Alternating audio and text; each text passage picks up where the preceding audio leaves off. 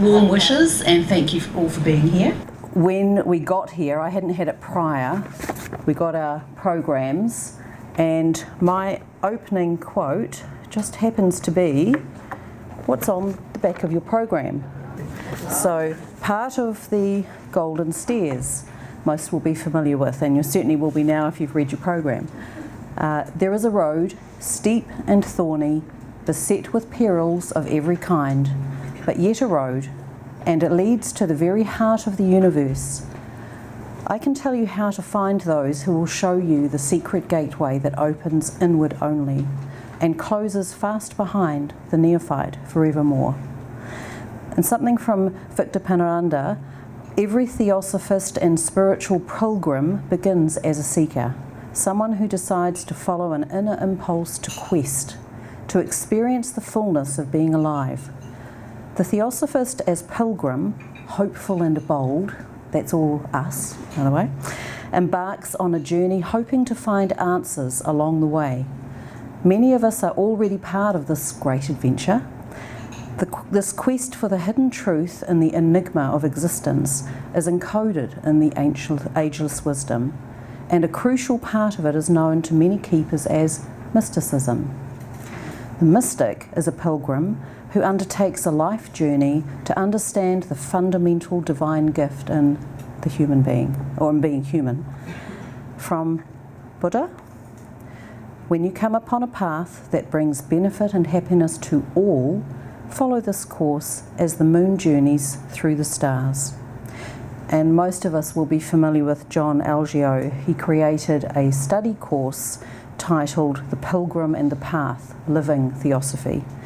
And he said, Theosophy tells us that we are pilgrims, implying that we are on a journey to a particular place. If we decide that we are indeed pilgrims and start to look for the path that will take us to the goal of our pilgrimage, we should also have some idea of why we are travelling and where we are headed. To begin a process of self-unfoldment, we had also better know what is being unfolded. The Kabbalion has a statement, we are all on the path, and the road leads upward ever, with frequent resting places. So we're going to use an analogy that we can all relate to, the good old car trip. So what do we need? When we go on this lovely car trip, we need a vehicle, we need a driver, we need a navigator, and I think we should throw in some people we adore on our trip. Now, I actually am delighted to have my very much loved daughter-in-law here, and I'll just confirm these are not family photos, okay?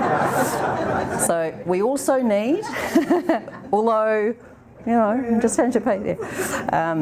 So we need a long, clear road with a clear destination. So this is sounding pretty good, right? Okay, so this is a bit more complicated. How many people can relate to times of trying to manage this tangled chaos? In the section of the Secret Doctrine titled Chaos, Theos, Cosmos, HPB states that chaos and space are synonymous. Chaos is called senseless by the ancients because it represented and contained in itself all the elements in their rudimentary or undifferentiated state. Chaos is space filled with darkness, which is a primordial matter in its pre-cosmic state. Now, my perspective of that tangled mess is a bit more like that. The Australian Theosophical Society's website includes this comment: Theosophy, derived from the Greek word theo, God or divine, and also Sophia, wisdom, meaning divine wisdom or the wisdom of the divine, is the root and essence of every noble and good religion, philosophy, and teaching, and is the inheritance of every human being. In our human experience, we can create a tangled web of individual stories and can easily get held in that. However, if you think about a root system, it holds growth. And this can be manifested in key learning and exploring, which can develop qualities such as openness, kindness, love, senses, understanding, wisdom, and expansion that blossom and then seed again. Have you seen how many seeds dandelions have and how far they travel? And each time you wish, you're sending anywhere apparently from 54 to 172 seeds into the ether.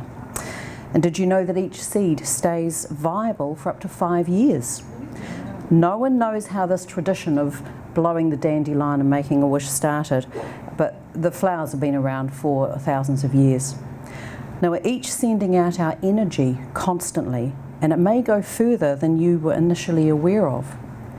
The law of perpetual transmutation of energy asserts that energy can neither be created nor destroyed, but changes from one state to another.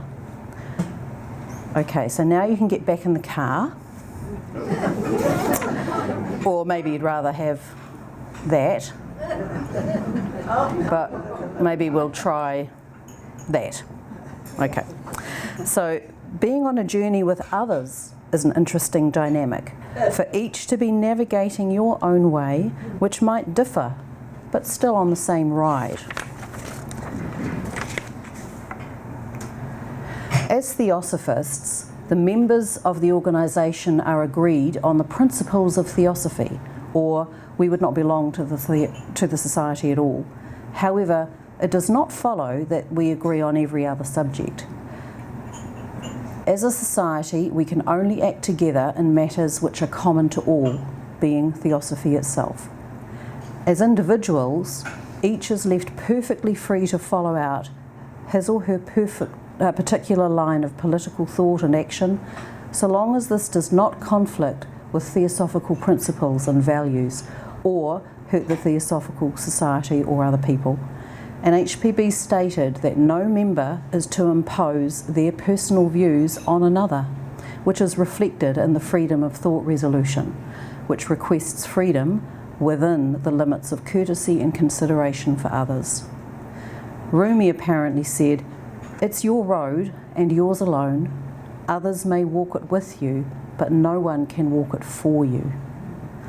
And popular theories say that a high-performing team is comprised of both distinctly defined roles and a well-rounded collection of personality archetypes, such as leader, team player, researcher, expert, planner, creative, communicator. And there are some really well-established studies used in employment recruitment attempting to gain the optimum team dynamic and being able to achieve what is needed together. And so often they'll define these particular needs for what qualities and skills to have as a mix to work together. Personality archetypes have also been described as king, priest, sage, scholar, warrior, artisan, and server, and have always existed in every society, although the descriptor can vary. Nature shows the success of biodiversity in having a variety of types and species of organisms working together in ecosystems, like an intricate web to maintain balance and support life. Who's heard of the Yellowstone wolves study?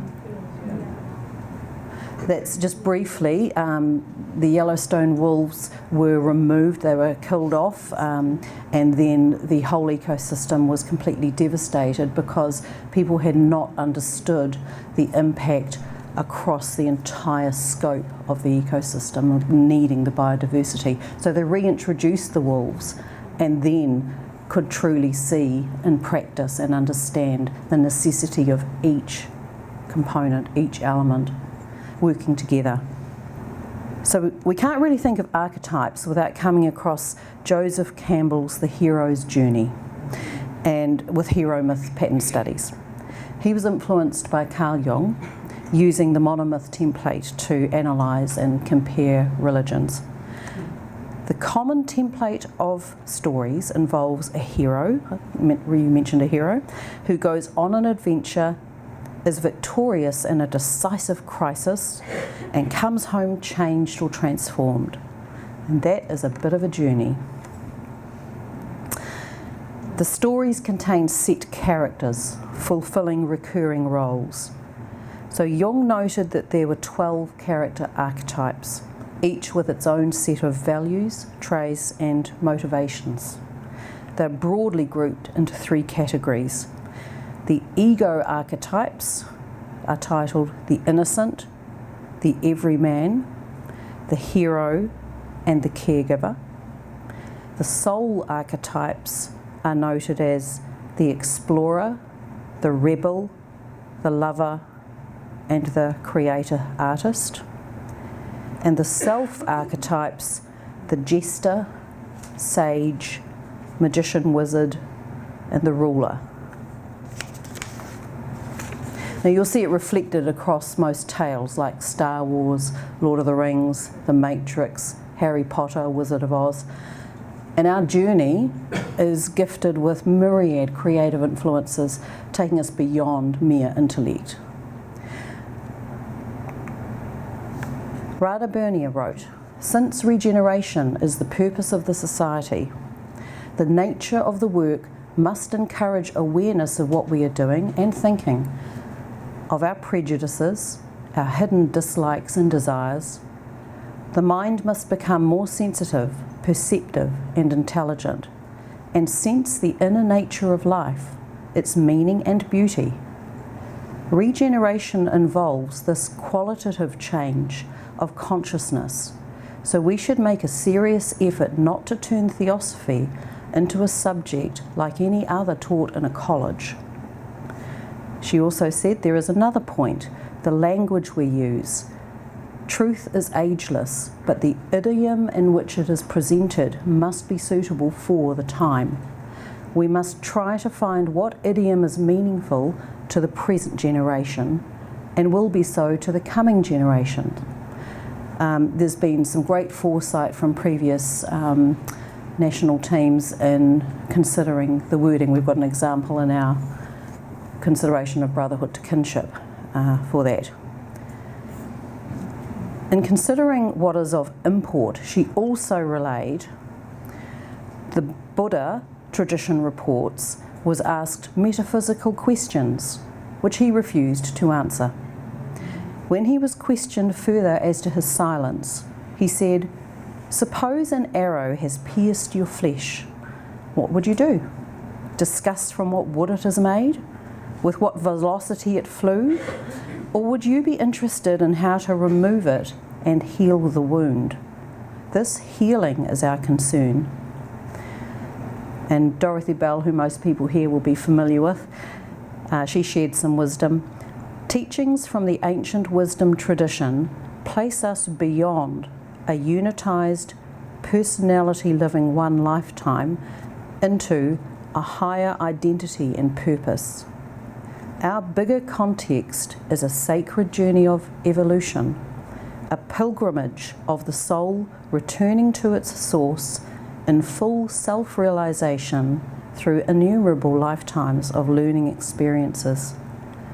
This bigger picture of identity describes our evolutionary journey in consciousness marked by specific developmental stages and levels.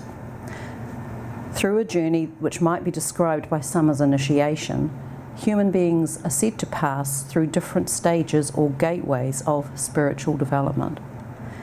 In her book Mysticism, Evelyn Underhill characterises the mystical quest into 5 phases: awakening to the divine within, purgation of bodily desires, illumination of the mind, purification of the will, and unification or being with the divine.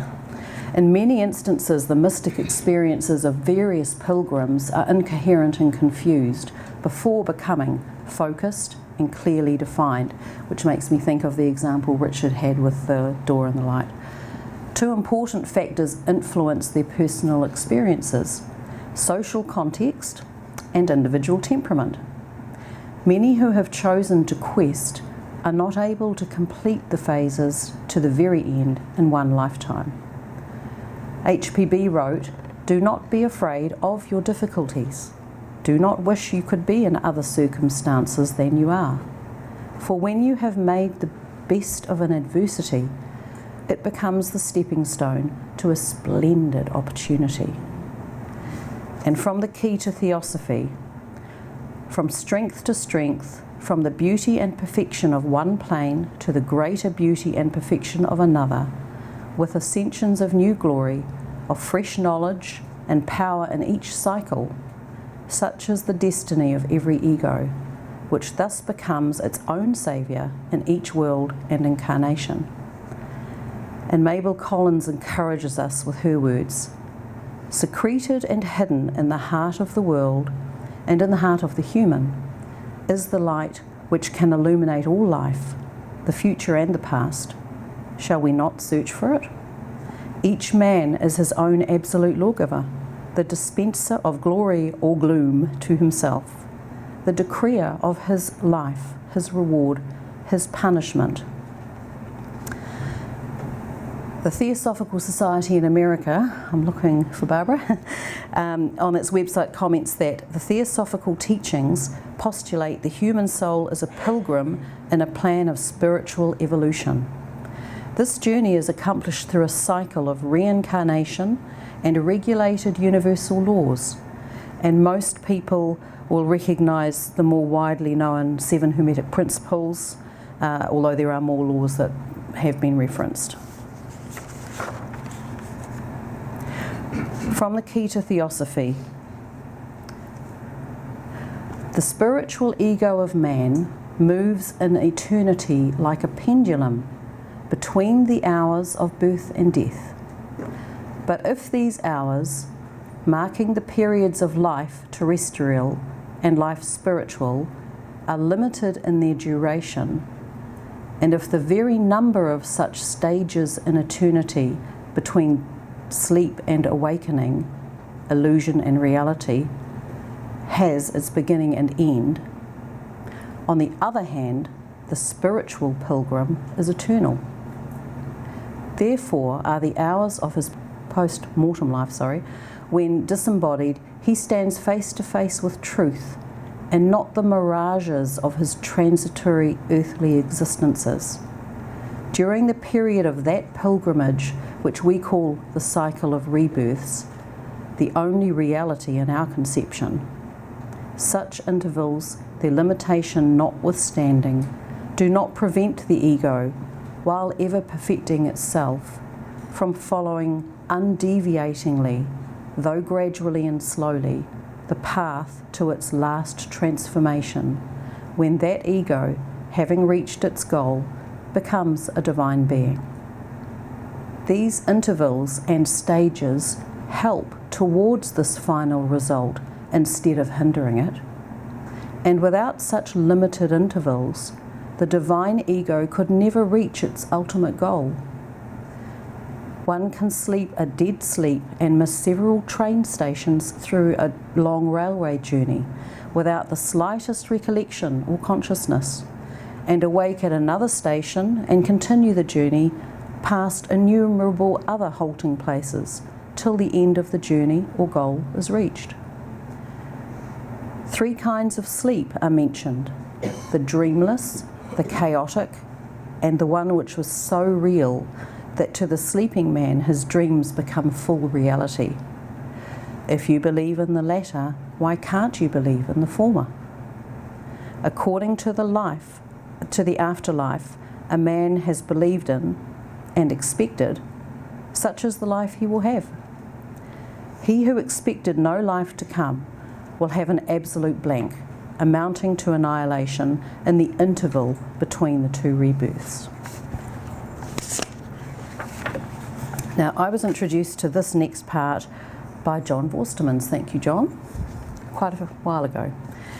And it's a piece by Isabel Kingston.